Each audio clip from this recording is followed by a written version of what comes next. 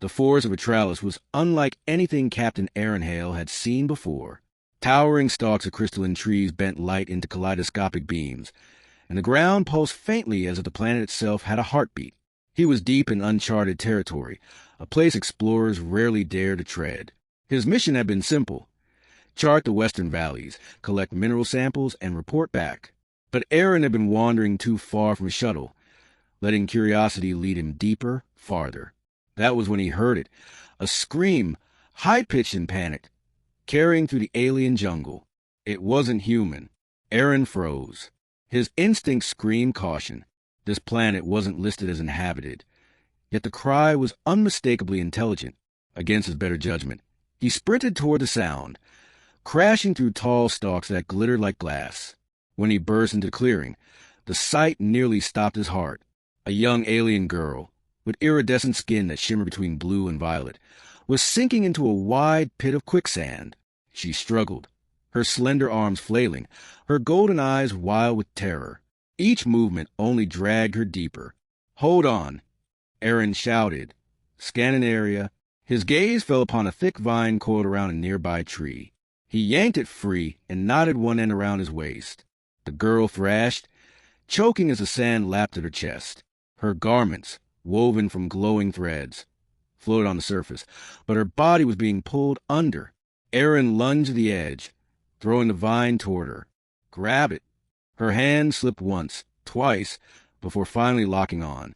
Aaron dug his boots into the dirt, grunting as he hauled her up inch by inch. The sand sucked greedily, refusing to let go. Sweat ran down his face as he heaved with everything he had.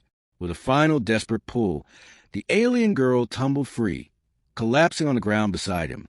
She lay there, coughing, her chest heaving. Aaron panted, looking at her closely now. She was young, perhaps no more than 20 in human years, with intricate markings etched across her forehead and arms.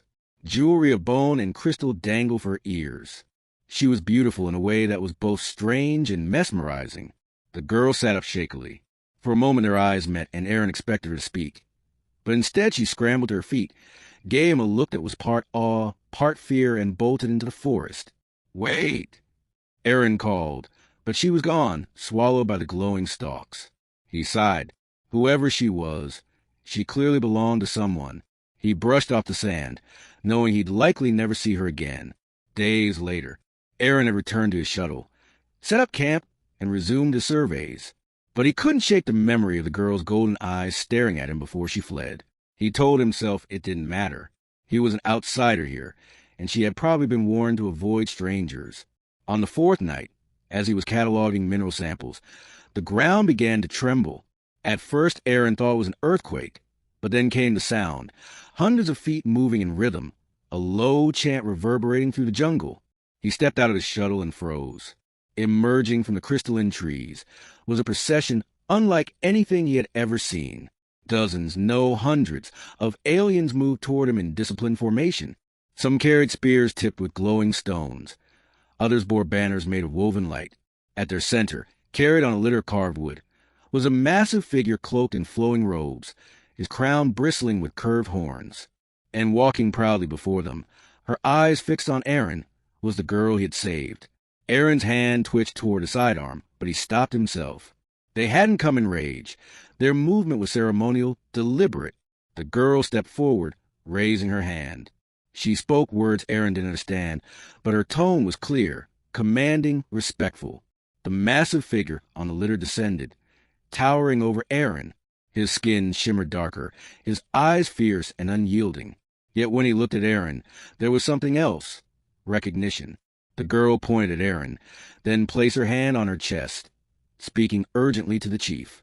The giant alien listened, then slowly nodded. Aaron swallowed. "I don't suppose either of you speaks English?" The chief's deep voice rumbled in his own tongue. But then, to Aaron's surprise, the girl responded, in broken but understandable English. "You saved me," she said.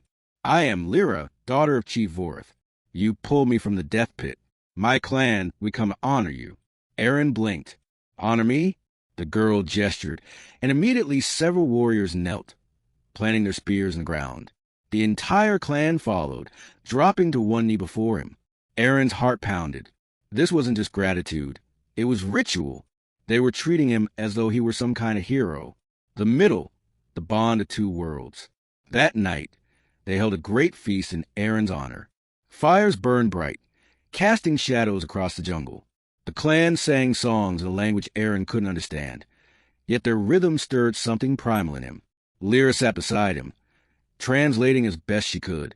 She explained that the quicksand pits were sacred tests, traps left by the gods. To survive them was considered destiny. By saving her, Aaron had become entwined with her fate. "My father says your courage binds you to our people," she told him, her golden eyes never leaving his. "You are no longer just an outsider." Aaron laughed nervously. "I was just doing the right thing. Anyone would have helped." But Lyra shook her head. "No, many would have turned away. Few risked themselves for strangers. You showed the heart of a warrior." Chief Vord himself stood then, raising his massive hands. Through Lyra's translations, he declared Aaron a blood ally of their tribe, a title that carried honor, loyalty, and protection. Over the next days, Aaron lived among them. He learned their customs, their songs, their ways of hunting. The clan showed him their hidden city deep within the jungle, a place of glowing stone spires and flowing rivers of liquid crystal.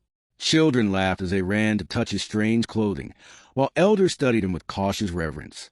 And Lyra, she never left his side. They walked the rivers together.